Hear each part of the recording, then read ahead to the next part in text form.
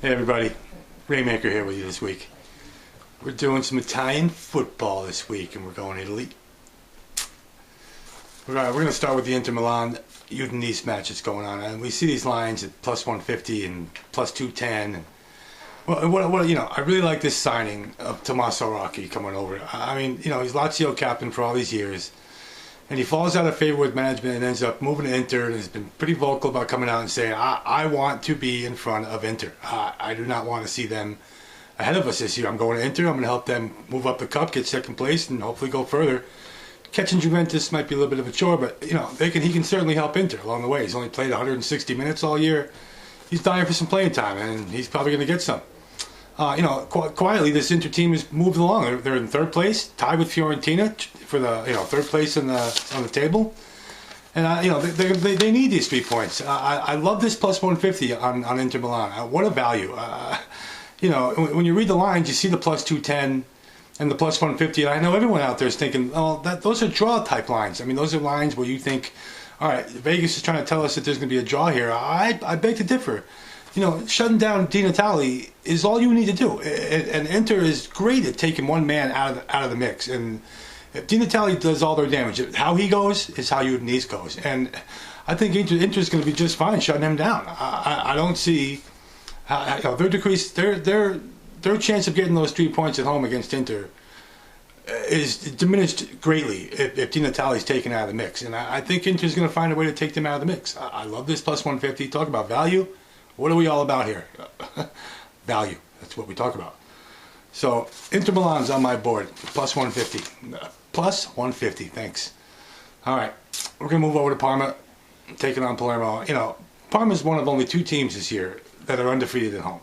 No losses. They played 8 games. Fiorentina's also undefeated at home. Palermo's problem is that they haven't had a victory on the road either. They sit on the edge of the relegation table, and they're on the verge of being sent back down to Serie B out of nowhere, which I'd imagine won't happen. They'll probably find a way to pick it up somewhere along the course of the next half of the season, but I don't see it. In Parma's 8 home matches, they've given up only 6 goals in 8 matches. That's tremendous. They know the importance of these 3 points and what it means to get those 3 points at home. 18 of their 26 points that they have on the table come from home games. What's 120? Parma's only minus 120 against Palermo at home. That's on my board. I love it. I think Parma's going to be just fine there, and until either Palermo wins a game on the road and Parma loses a game at home. What are you supposed to do? I'm going to take that minus 120, even though it's not where we like our lines to be, but you take them where they come. Minus 120, sold. We're going to take that. All right, and then I mentioned the other Fiorentina. They're the other undefeated team at home.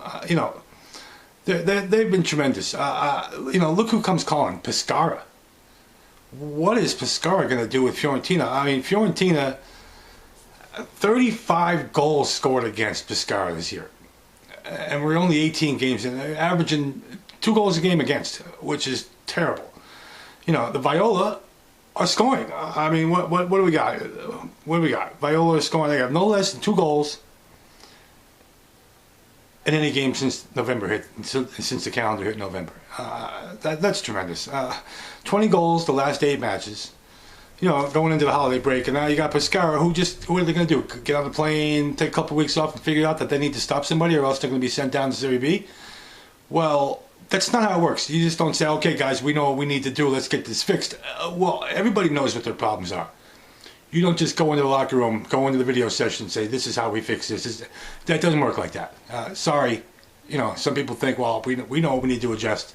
Let's just adjust it and move on. That doesn't work like that. Sorry. It doesn't work like that for me. So, like I said, I expect that. I see that 3 in Fiorentina. Pescara is a straight 115.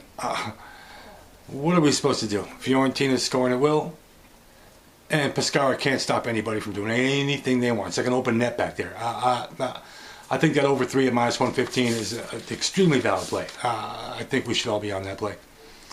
All right. I mentioned at the forum today that Salami is plus 7, minus 7 on the home away teams, and 22.5 on the over under. Let's look at that a little bit. We got Juve, Fiorentina, and Parma all at home. Now, between them, they have one loss. And ironically enough, Juventus is the team that has that loss.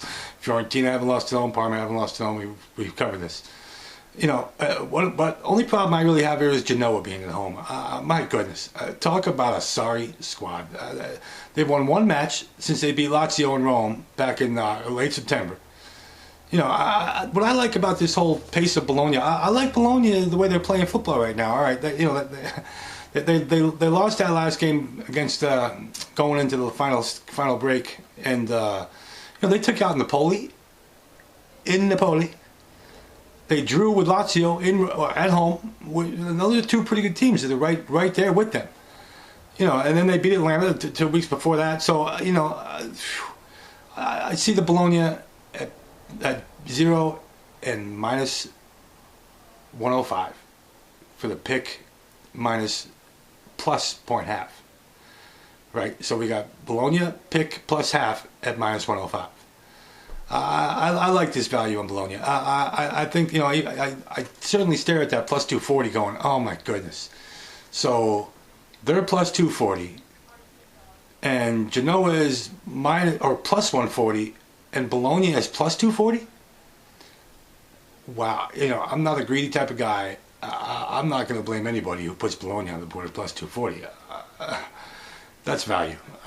They're the better team here. We know this. Look at Genoa. They're on their way to being sent down to Serie B themselves.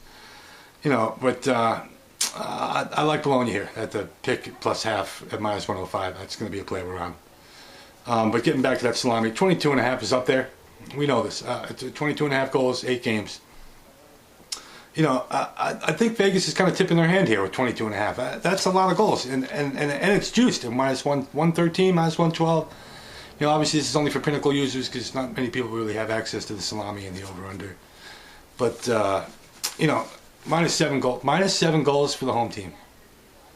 Why wouldn't we take this? Granted, I like Inter on the road and I like Bologna on the road.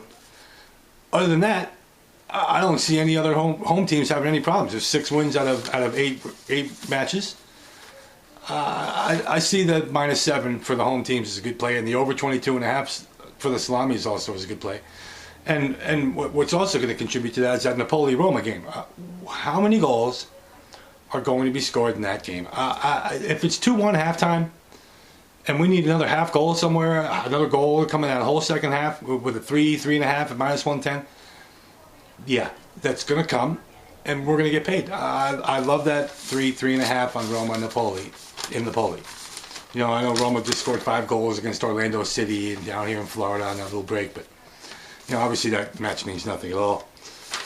Anyway, in summary, we have Inter at plus 150, 3-way. We're going to take Parma at minus 120, 3-way. We're going to take Fiorentina and the Pescara over 3 at minus 115. We're going to take Bologna and the pick and the plus half at minus 105. The Napoli-Roma over 3.5.